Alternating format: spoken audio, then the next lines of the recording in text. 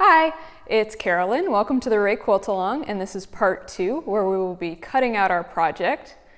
Did you come up with a plan? This is kind of the time when we start making our project real, and I think that this is a really exciting part of the project. So let's get started. Here's what you'll need.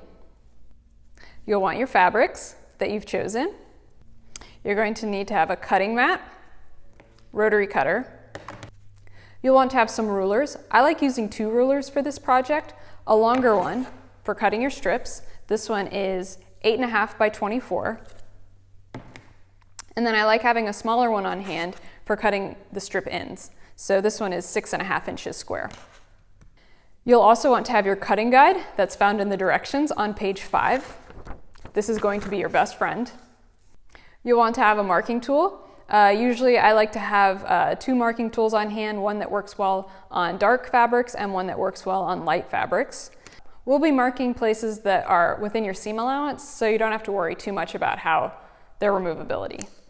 You'll also want to have your iron and ironing board set up, as well as your sewing machine. As for thread, I like to use a neutral thread usually, and I always defer to the lightest fabric that I'm using. So if I'm ever using white in a project, I'll use white thread. Here I do have some lighter fabrics that I'm planning to use, so I'll probably use a light cream thread.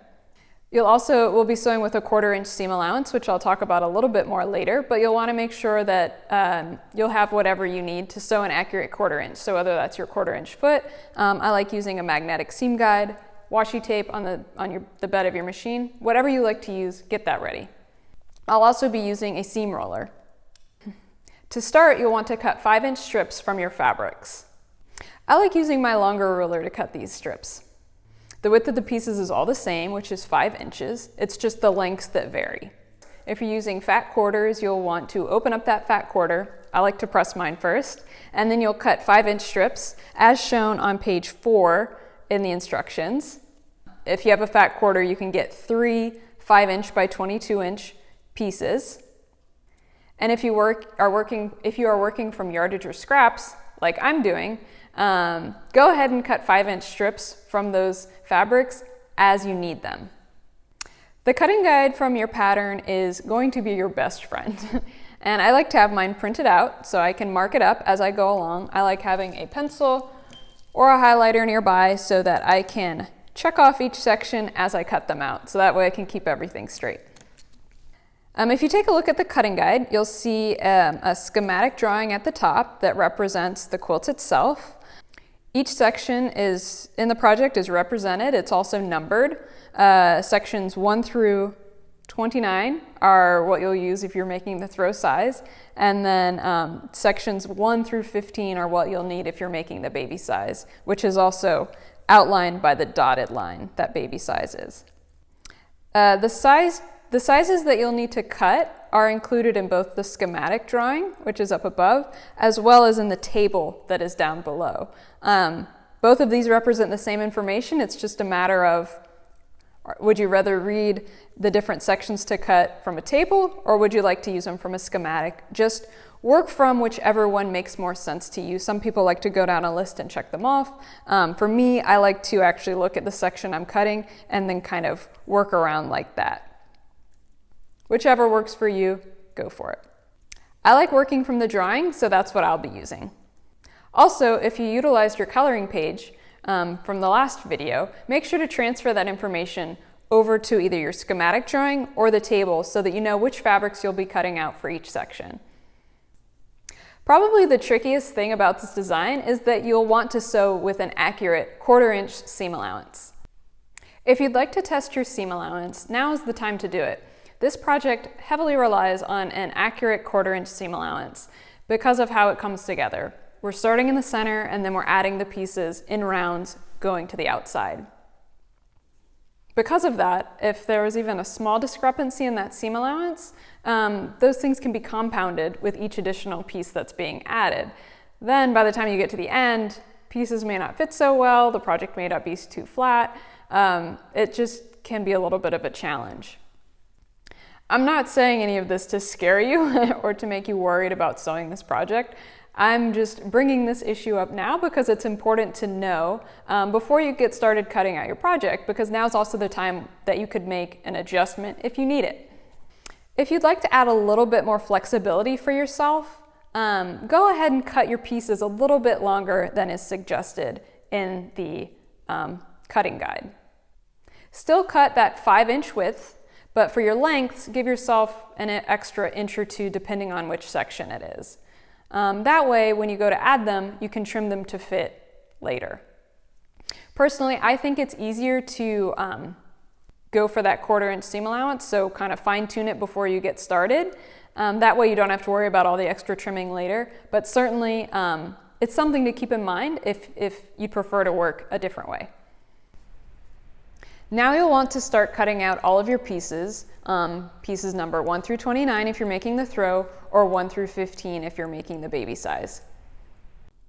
Now I'm going to start cutting from my pile of fabrics. Like I mentioned, I'm working from scraps as well as yardage, so I'm just going through my pile and cutting out 5-inch strips. Then as I start cutting out the actual pieces, I'm going back to my cutting chart and checking them off so that I know what I've already done. If you're figuring out your project on the fly, like if you're just working from a pile of fabrics, it can be a good thing just to get a bunch of 5-inch strips ready, and then that way you've got a nice pile to work from. The piece I need to cut is 5 by 28. So once you start getting to this length, once it's past my 24-inch length that I can use on my ruler, I go to my cutting mat. And what's really important if you're going to use your cutting mat to measure, make sure everything's pressed nice and flat. You can see I triple check that everything's aligned and squared up, and then I'm at my 0, so I can cut this since I want it to be 28 inches, right at 28 inches, and this is when I'll use my small ruler. But I always triple check that I have the right measurement before I do it.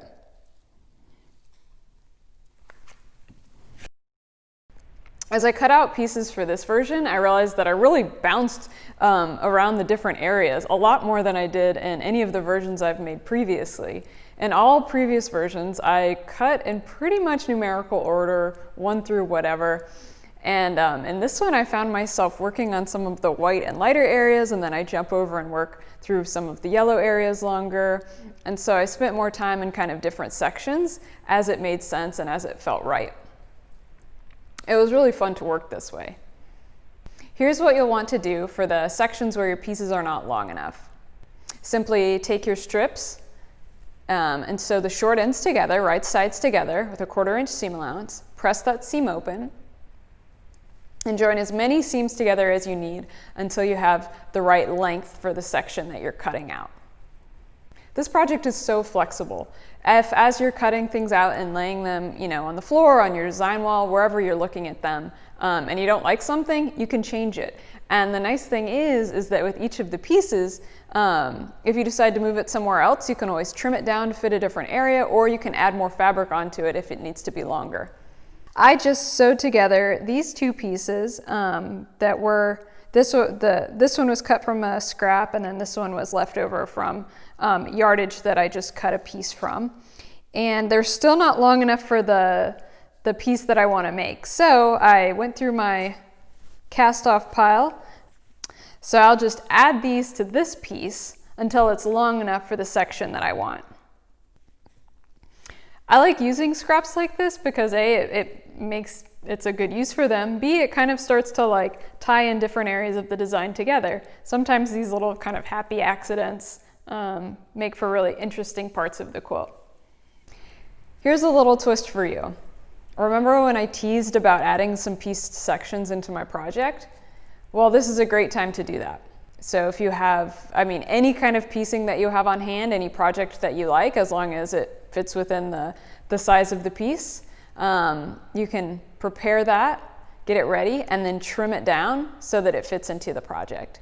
I thought it'd be fun to add a little bit of a fun little detail and add in some pieced sections from using my long leaf design, and so that's what I'm going to do now. It's a great way to use up scraps, and like I said, it's a really nice little detail to add in your project. I grabbed my long leaf template and I am just actually cutting from my scraps, so this can be another good way to make use of scraps. I like cutting from many different fabrics that I'm using. That way I have a nice assortment to pull from when I start putting a section together. Then you can just start laying out the different pieces that you have, see what looks good together, and then settle on something that you like.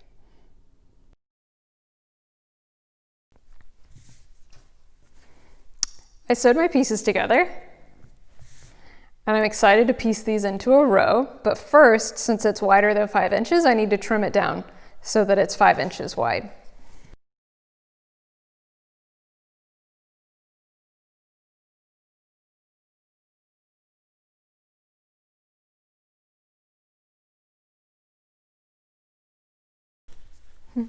And now I'm just going to square up both ends.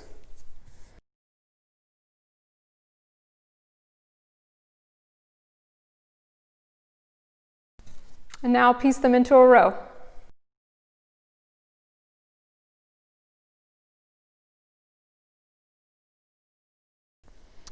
When I need to cut a longer strip, this is how I like to do it.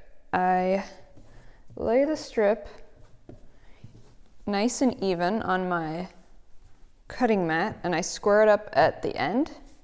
And let's say, so I'm cutting piece number 26, which needs to be 64 inches long. And of course my cutting mat is not 64 inches long, so I'll just figure out a measurement. I'll mark it, let's see, if it needs to be 64, I'm gonna mark at 34. And then that means I need another 30 inches. So I just make a little mark there. And then I'm gonna bring that mark to the 0. Again, making sure everything's square, everything's nice and straight and aligned. I'm at 0, and then I need another 30. Over here to the 30, and this is when I like to use my small square ruler. And I'm going to square this up. Make sure that the ruler is square with my strip so that I've got a nice right angle that I'm cutting. 30 inches, and there you go.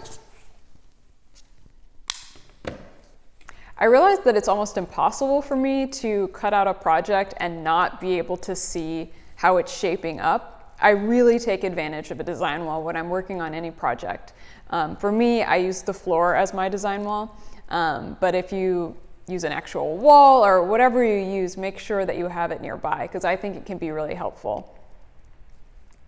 As I'm cutting things out, I really like to lay them in place so that I can see how the project is shaping up, and I get a lot of feedback that way.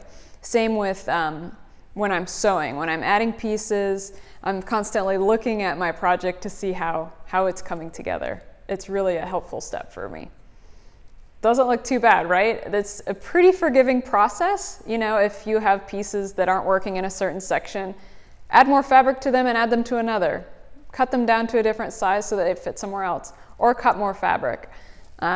This is really a fun part of the process because it's super flexible. You can change things and move them around. You can make it to where it's something that you really like and are excited about. If you know which fabric you're using for your binding, you can go ahead and get those strips cut out now. If you're making the throw size, you'll need 7 with the fabric strips for your binding. If you're making the baby size, you'll need 4. One thing I realized when cutting out my pieces is that my white areas where I'm using all of the lighter fabrics, those will be really nice for showing off my yellow quilting threads that I plan to use. I'm pretty excited about that. Now that everything is cut out, I'm really excited to get it sewn together, and that's what we'll be doing in the next video. As always, thank you so much for joining me. Please leave comments below. Make sure to subscribe to this channel so that you can stay up to date on all of my newest videos. You can also subscribe to my newsletter or follow my blog for more updates. See you next time.